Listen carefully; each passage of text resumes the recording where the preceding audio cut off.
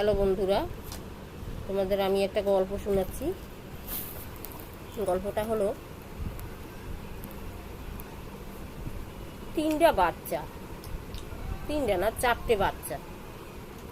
চারটে বাচ্চা একদিন বলে কি, চল ওই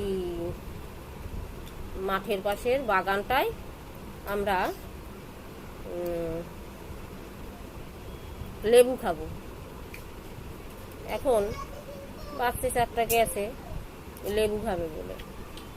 এখন গিয়ে দেখে সেখানে একটা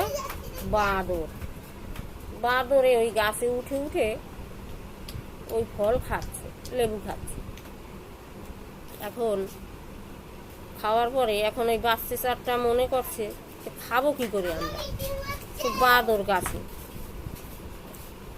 এখন ওরা কি করছে, বাঁদর তাড়াবার জন্য ওরা ঢিল ছুটছে বাঁদরের গায়ে।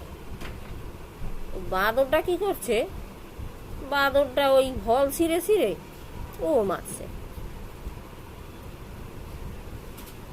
ওরা কি করছে, যত ওরা ঢিল ছুটছে তত বাঁদরটা ওই ফল ছিঁড়ে ছিঁড়ে মারছে, লেবু ছিঁড়ে ছিঁড়ে মারছে। আর ওখানে বসে ওরা মজা লুটছে আর খাচ্ছে। ওদের গাছে উঠতে হলো না, পারতেও হলো না, বেশ মজা করে খাচ্ছে। তা গল্পটা তোমাদের কেমন লাগলো? যদি ভালো লাগে তাহলে অবশ্যই একটা লাইক করো, আমার চ্যানেলটাকে সাবস্ক্রাইব করো।